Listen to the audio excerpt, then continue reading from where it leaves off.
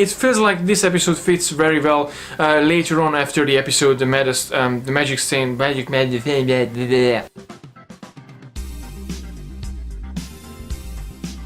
Hello Trekkies and welcome back with another video of TREKKERPRISE. Well, today we're going to talk about the latest short trek episode from Star Trek Discovery. Is the episode 4, The Escape Artist, featuring Rainn Wilson as Harry Mudd. Before we jump into this quick review, I do have to say that I didn't really like Harry Mudd from the very beginning. I mean, in the original series he was quite annoying, he was more of a joke than actually a baddie character, but in Discovery he got a really gritty and really disgusting role, in a sense that his personality was really disgusting in many ways, because he was like a cold-blooded murderer. But in this episode we got to see a much lighter side of him that I particularly enjoyed, and actually the character grown into me quite a lot as well. So in this episode Harry Mudd finds himself in a Tellarite ship. A kind of Breen mistress looking lady sells him off to this Tellarite captain. Now there's the begging begins, and the treachery and the lies and everything that Harry Mudd really famous for. He sort of convinces the captain that okay, you don't have to, I don't know anything about you, but then later on he started to get his memory back, and he started to make up some lies to the captain to actually keep him away from the Federation, because that's where he wanted to take Harry Mudd, back to the Federation and collect the good rewards for Harry Mudd. Along their conversation we got to see a couple of escape plans working out, or not really working out in many ways, from the Klingon ship, from the Orions, and even from this little girl who actually looked like the Krill from the Orville. I know I had to put this in because I just love the Orville, and it kind of felt like she's from the Orville. So it was really cool to see that he been in many situations and he kind of made up different lies. And the first rule of lies, remember what you lied, because otherwise you're gonna mixed up and you're gonna have a little problem. And that's what actually backfired in him in this episode, because at one point he said like, oh, I'm a really poor man, but then it turned out he actually said in the Orion Syndicate that actually I'm a rich man, I can make you rich and powerful, and then everyone will look at you like you have a cape and whatever. Like, okay, this is the kind of situation that he won't be able to get out with a simple lie. So the Tellarite captain didn't really get him, and didn't really get the whole promise and the message of this lie scenario. He was playing along quite well. So the actor who played the Tellarite captain, the Tellarite itself, was really convincing that, oh, hey, actually the Tellarite was so stupid that he actually almost believed Harry Mudd, and I was like, no, I'm not gonna outsmart you, Harry Mudd.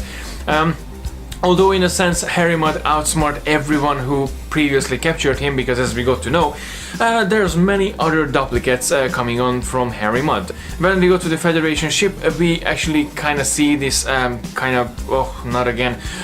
facial impression in the captain of the Sato, that he already seen many other people coming and collecting Mudd and in the hope of getting the big reward from the Federation. Now that's not really happening, because when we ended up in the Sato, there's a lot of Harry Mudd duplicate already. I really love the scene, and it was just hilarious when the Tellarite actually just like saying it, Harry Mudd, like, you better be real, and he just like rips off his arm.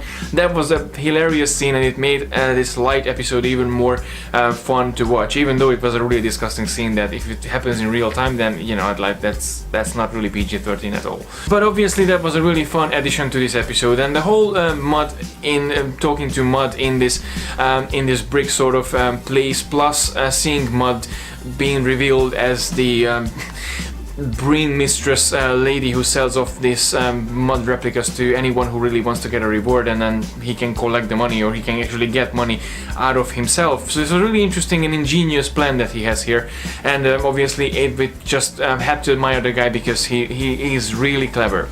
In terms of the episode and the feel of the episode, I did feel like I'm playing Elite Force. I know it's a silly comparison to make for a PC game that happened in a totally different franchise, in Star Trek Voyager, but when they were in this Tellarite ship and then he's showing the different scenarios, it was like almost going through the game, at least for me. So I kind of had this feeling while watching this episode that I'm playing the game, but it's just me, and I'm weird.